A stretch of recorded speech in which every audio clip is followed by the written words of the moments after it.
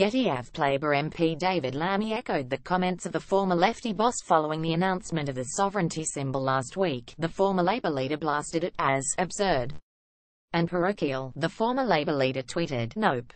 It is an expression of how mendacious we can have a different colour now. Absurd and parochial, we look to the world worst of. All of you don't even believe this nonsense." Labour MP David Lammy echoed the comments of the former lefty boss as he declared Brexit was turning us into a laughingstock.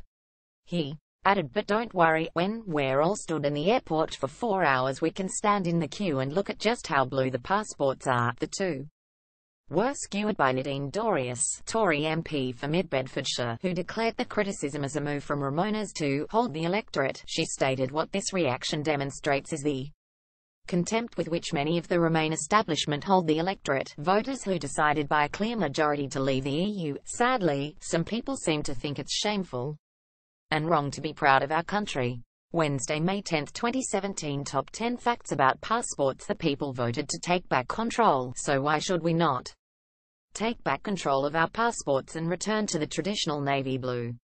Conservative Andrew Percy continued the bashing by stating that anti-Brexit smugness was to blame for the criticism launched at the blue passport.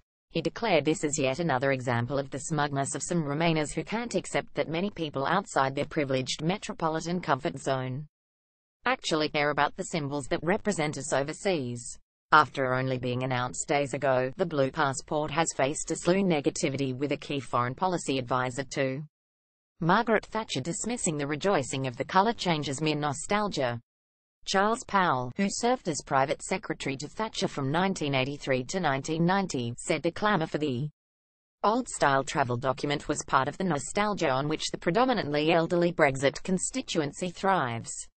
Lord Powell also confirmed that it was Mrs. Thatcher's government who chose to drop the old blue passport in the 1980s. After a decidedly rocky year for the Prime Minister Theresa May, she had hoped to end it on a positive note by announcing the return of the Navy passports once Brexit was complete and saying it was an expression of independence and sovereignty. Getty Miliband has been slapped down for criticising the UK's incoming blue passport. Getty: the UK will rid itself of the burgundy passport design when it leaves the EU on March 29, 2019. Lord Powell said so long as they are content with symbols rather than substance, I see no harm in letting them have their way.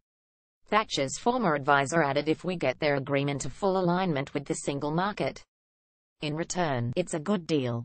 The UK will receive its new passport when it leaves the EU on March 29, 2019.